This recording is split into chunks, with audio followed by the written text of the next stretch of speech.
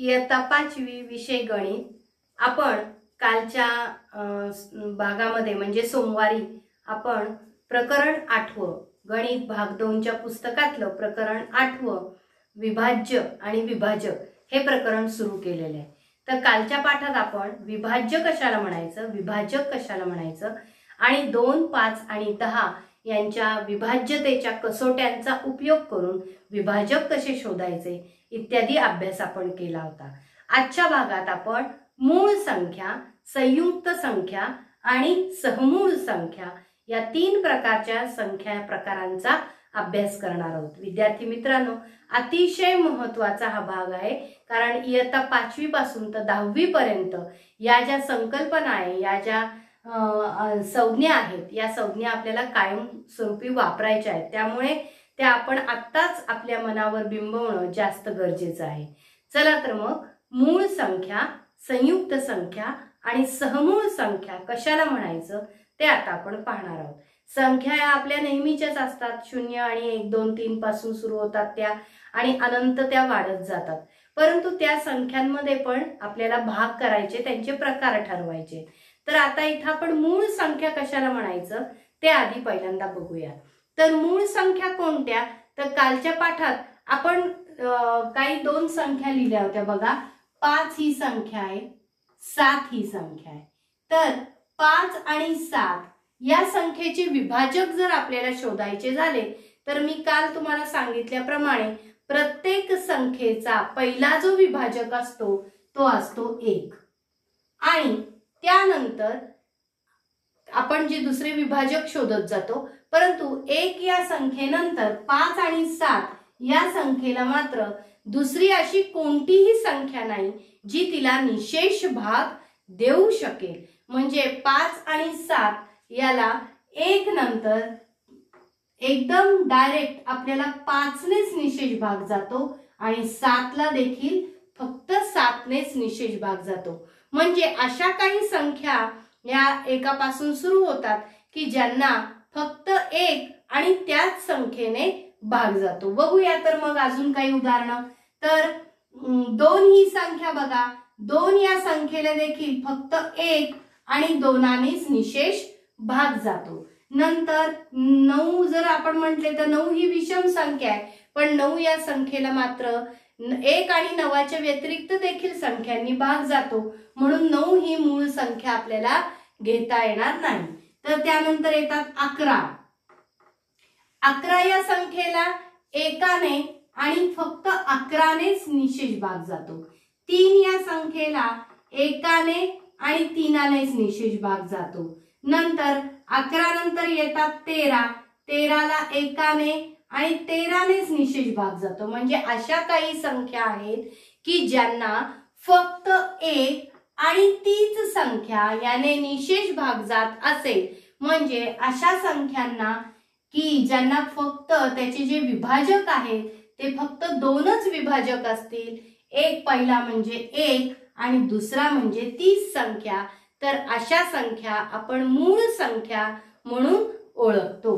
बघा, ज्या संख्येंना फक्त 1 आणि त्याच संख्येने निशेष भाग जातो अशा संख्यांना मूळ संख्या असं म्हटलं जातं।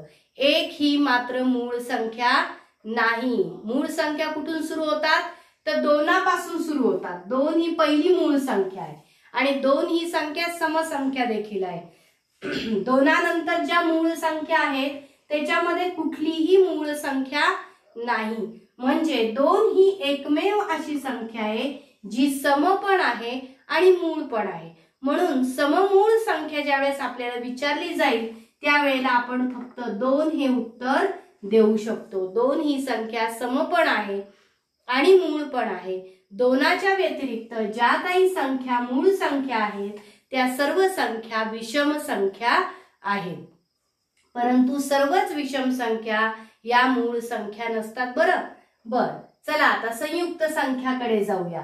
आता संयुक्त संख्या कशाला म्हणायचं तर ज्या वेळेला आपण मूळ संख्या शिकत होतो त्यावेळेलाच आपण संयुक्त संख्या देखील शिकलेल्या आहेत। कोणत्या, तर आता इथं ज्यावेळेस मी 2 पासून सुरुवात केली, 2 नंतर 3 आले, 3 नंतर येणारी संख्या समजा आपण इथे 4 घेतली तर 4 या संख्येचे विभाजक शोधताना 1 या संख्येने 4 ला पहिल्यांदा निशेष भाग जातो. 1 4 4 म्हणजे 1 आणि 4. आणि या व्यतिरिक्त 4 ला भाग देणारी आपल्याला तिसरी देखील संख्या मिळते, ती म्हणजे 2. कारण ज्या संख्येच्या एकक स्थानी 0 2 4 6 8 असतात, ही एक अंकी संख्या आहे, म्हणजे याच्या एकक स्थानी 4 आहेत. म्हणजे 2 च्या विभाज्यतेच्या कसोटीनुसार 4 ला 2 ने निशेष भाग जातो. म्हणून 1 आणि 4 च्या व्यतिरिक्त आपल्याला 4 या संख्येचा विभाजक 2 मिळतो. म्हणून 4 ही संख्या मूळ संख्या नसल्याने ती कोणती संख्या होईल? ती संयुक्त संख्या होईल. म्हणजे ज्या संख्या मूळ संख्या नाही त्या संख्या काय असतात? संयुक्त संख्या असतात. बघा आता या ठिकाणी 6 घेऊया आपण. 6 या संख्येला 1 ने भाग जातो. 1 6 6.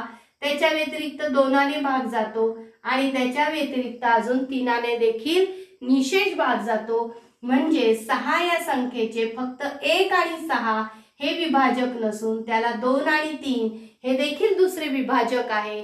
म्हणून 6 ही संख्या संयुक्त संख्या आहे. अशा आपल्याला बऱ्याचशा संख्या लिहिता येतील की ज्या संयुक्त संख्या आहे. बघा 6 नंतर आता मी इथे लिहिल 8 समजा लिहिले तर 1 आणि पहिला आणि शेवटचा विभाजक 8, नंतर 2 चौक 8 म्हणून 2 आणि 4 हे असे लिहिले तर आपल्याला 8 ही संख्या संयुक्त संख्या आहे असं म्हणता येईल.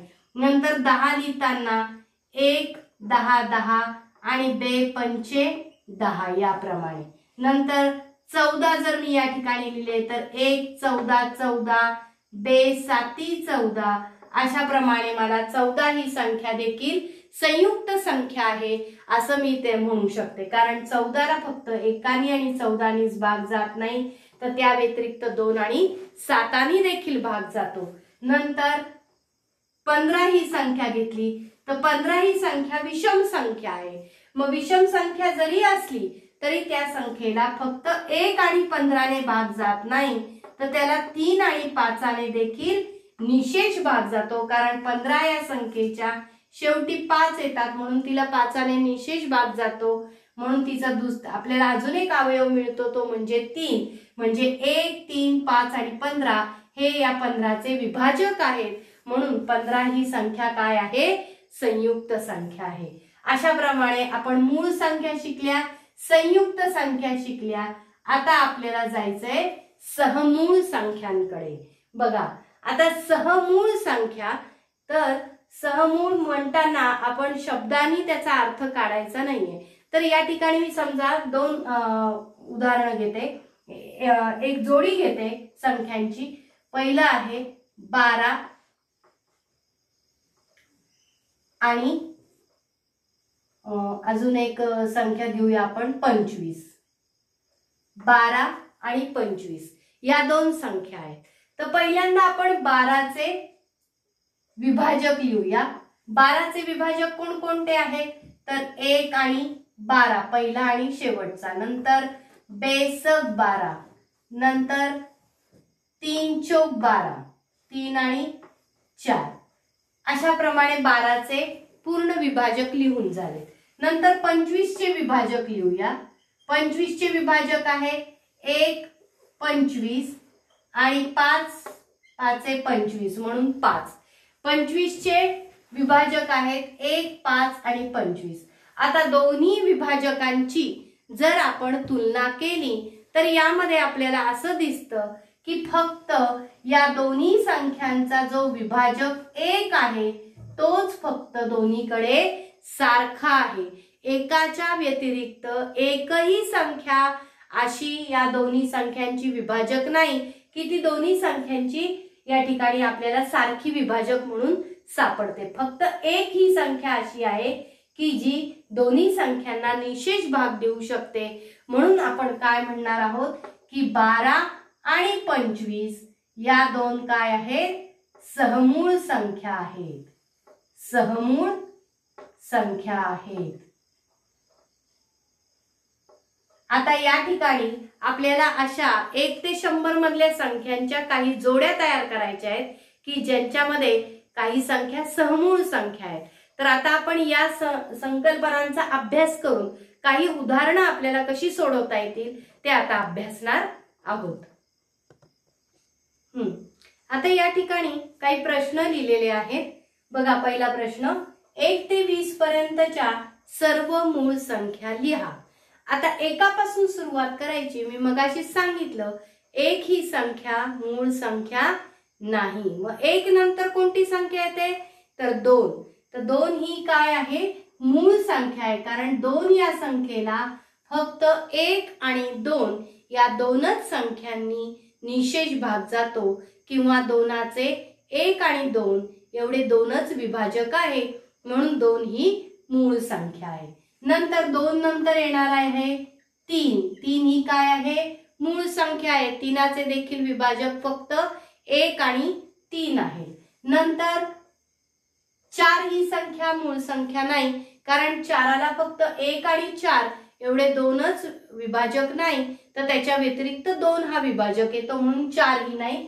नंतर येणार आहे 5, नंतर 7, 9 येणार नाही. आपल्याला विषम संख्या लिहिताना काय होतं की सवय होऊन जाते, 2-2 संख्या सोडून आपण नंतर 3, 5, 7, 9, 11, 13 असं लिहायला लागतो.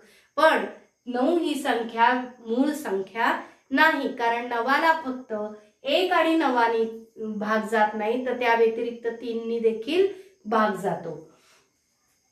मग 7 नंतर 11, नंतर 13 असं आपल्याला 20 पर्यंत जायचंय. नंतर येणार आहे 17, 19, 20 ही संख्या परत मूळ संख्या नाही. आता या ज्या संख्या मी 1 ते 20च्या दरम्यानच्या संख्या लिहिलेल्या आहेत, या सर्व संख्या मूळ संख्या आहेत, कारण त्या संख्यांना फक्त 1 आणि त्याच संख्येने निशेष भाग जातो, म्हणून त्या मूळ संख्या आहेत. पुढचा प्रश्न बघा, मूळ संख्यांपैकी समसंख्या कोणत्या?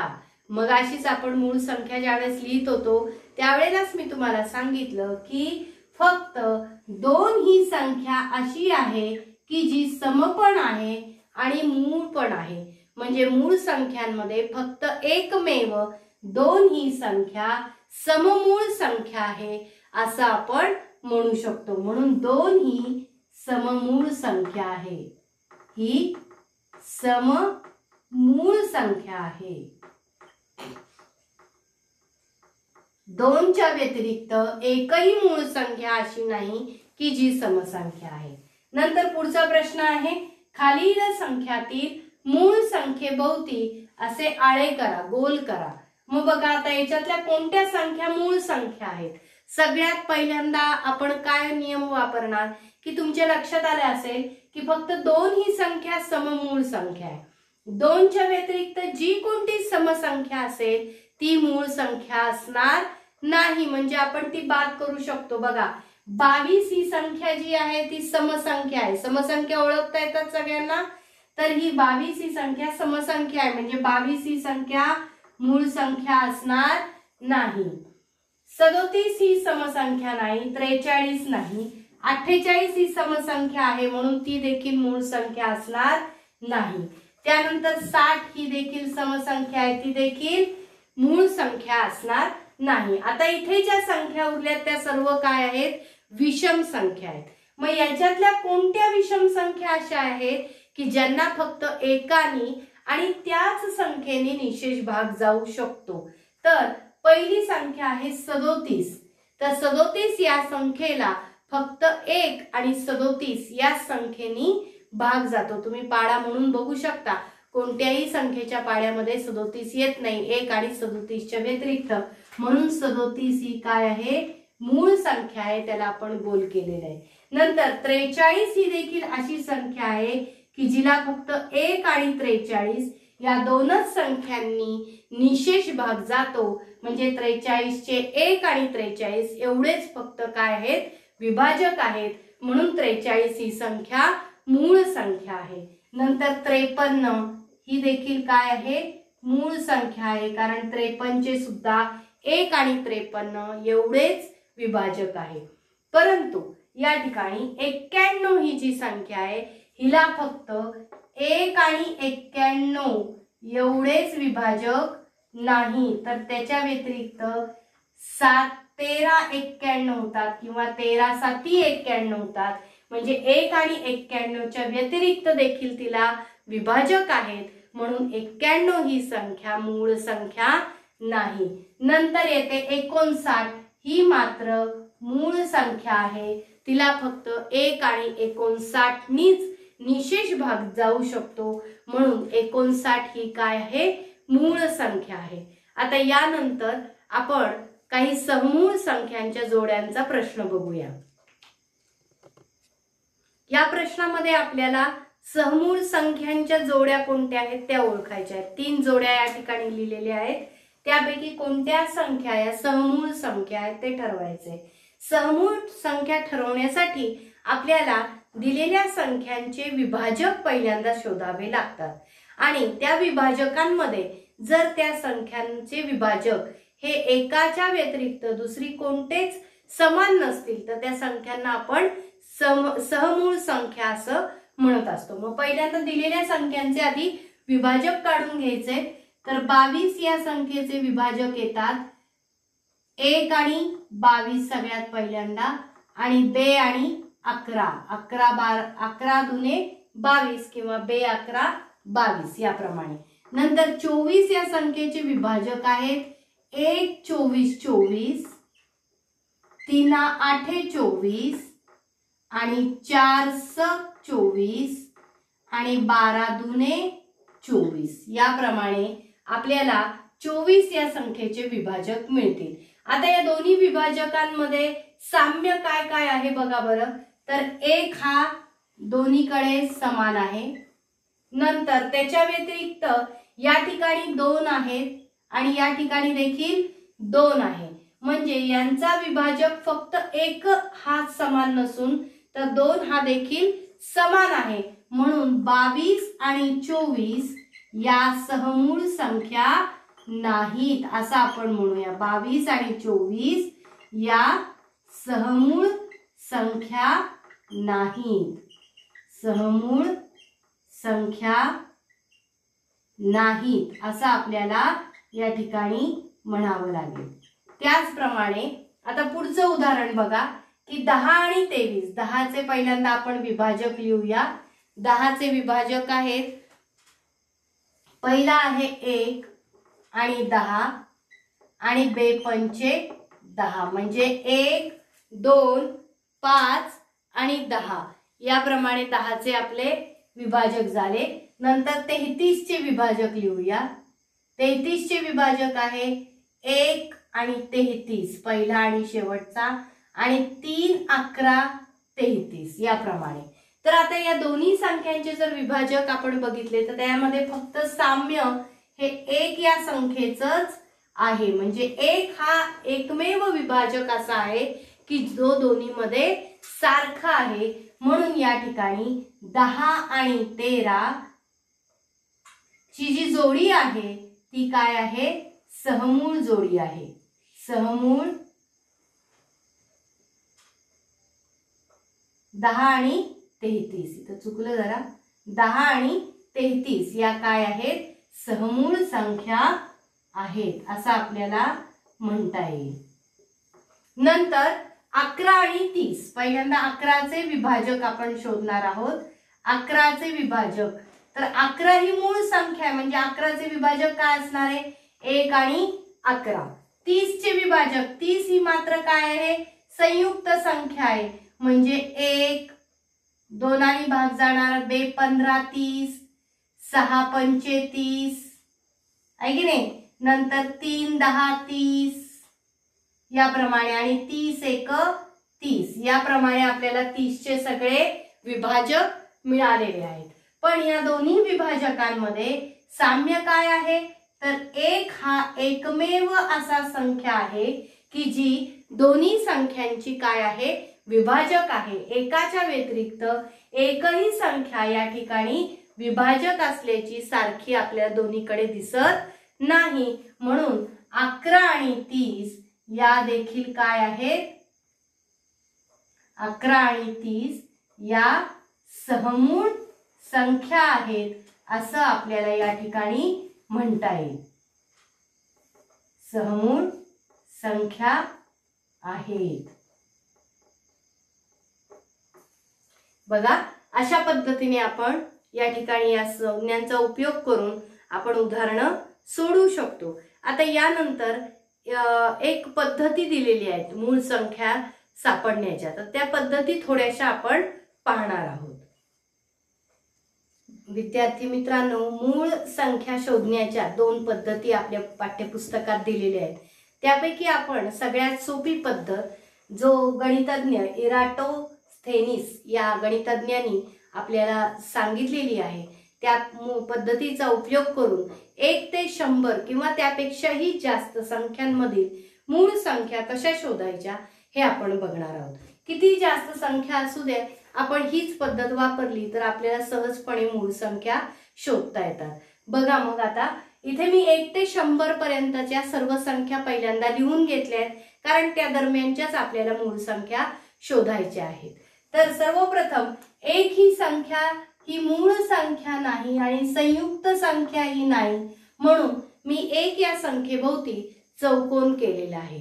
पण 1 नंतर जी संख्या येते ती म्हणजे 2. 2 ही संख्या आपली मूळ संख्या आहे, म्हणून मी तिला एक गोल तिच्या भोवती किंवा आळं मी तिच्या भोवती करणार आहे. 2 नंतर 3 हे देखील काय आहे, मूळ संख्या आहे. आता सर्वप्रथम 2 ही मूळ संख्या आहे, परंतु 2 ही ज्या ज्या संख्यांची विभाजक आहे त्या संख्यांवर मात्र मी काय करणार आहे, काट मारणार आहे. कारण 2 ने ज्या ज्या संख्यांना भाग जातो त्या संख्या या मूळ संख्या उरत नाहीत, म्हणून सर्वप्रथम 2 ने भाग जाणाऱ्या 2च्या पाड्यातल्या ज्या संख्या आहेत त्या मी सगळ्या संख्या या 100 मधून कॅन्सल करून टाकणार आहे, ज्या मूळ संख्या असणार नाहीत. मग 2 ने भाग जाणारी पहिली आहे 4, 6, 8, 10, 12, 14, 16, 18, 20, 22, 24, 26, 28, 30, 32, 34, 36, 38, 40, म्हणजे सर्व ज्या समसंख्या आहेत त्या सर्व समसंख्यांना 2 ने भाग जातो, म्हणून त्या मूळ संख्या उरणार नाहीत. 42 नाही, 44 नाही, 46 नाही, 48 नाही, 50 नाही, 52 नाही, 54 नाही, 56 नाही, 58 नाही, 60 नाही, 62 नाही, 64 नाही, 66 नाही, 68 नाही, 70 नाही, 72 नाही, 74 नाही, 76, 78, 80, 82, 84, 86, 88, 90, त्याचप्रमाणे 92, 94, 96, 98 आणि 100 या सर्व संख्यांना 2 ने भाग जात असल्या कारणाने त्या मूळ संख्या नाही, म्हणून आपण त्यांच्यावर काट मारलेली आहे. त्याचप्रमाणे 3 ही संख्या मूळ संख्या आहे, परंतु ज्या संख्यांना 3 ने भाग जातो अशा 3च्या पाड्यातल्या आपण संख्या जर शोधल्या तर त्या देखील मूळ संख्या राहणार नाही, कारण त्या संख्यांना फक्त 1 आणि त्या संख्येने भाग न जाता 3 या संख्येने देखील भाग जाईल, म्हणून त्या संख्या मूळ संख्या असणार नाही. तर पहिली 3 दुने 6, 3 त्रिक 9, 3 चौक 12 वर आपण काट मारलेली आहे. 3 5 15, 3 6 18, 3 7 21, 3 8 24, 3 9 27, 3 10 30, 3 11 33. आता 11 33 झाले, पुढे पाडा येत नसेल तर 33 मध्ये 3 मिळवा 36, नंतर 39, त्याच्यात 3 मिळवले 42, 3 मिळवले 45, 3 मिळवले 48, 3 मिळवले 51, 3 मिळवले 54, 3 मिळवले 57, 3 मिळवले 60, ते 60 मध्ये 3 मिळवले 63, त्याच्यात 3 मिळवले 66, नंतर 3 मिळवले 69 मध्ये 3 मिळवले 72, त्याच्यात 3 मिळवले 75, 3 मिळवले 78, 78 मध्ये 3 मिळवले 81 वर मला काट मारावी लागेल. 81 मध्ये 3 मिळवले 84 वर काट मारलेली आहे.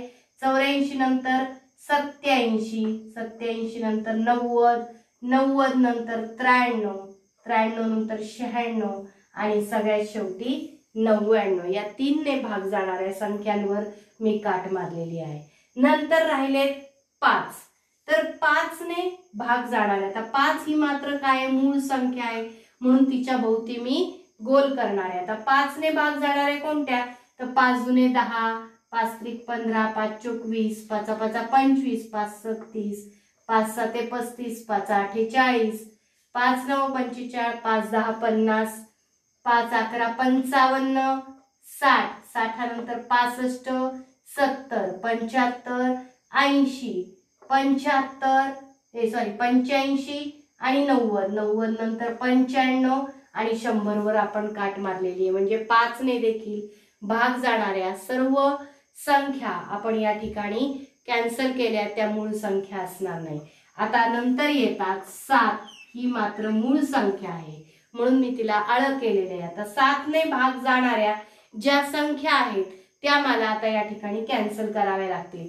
तर सगळ्यात पहिल्यांदा 7 दुने 14, 7 त्रिक 21 कॅन्सल केलेले आहेत, 7 चोक 28 कॅन्सल केले, 7 5 35 कॅन्सल केलेले, 7 सखम 42 कॅन्सल केले, 7 7 49 वर मला काट मारावी लागेल, 7 7 49, 7 8 56 वर काट मारलेली आहे, 7 9 63 वर काट मारलेली आहे, 7 10 70।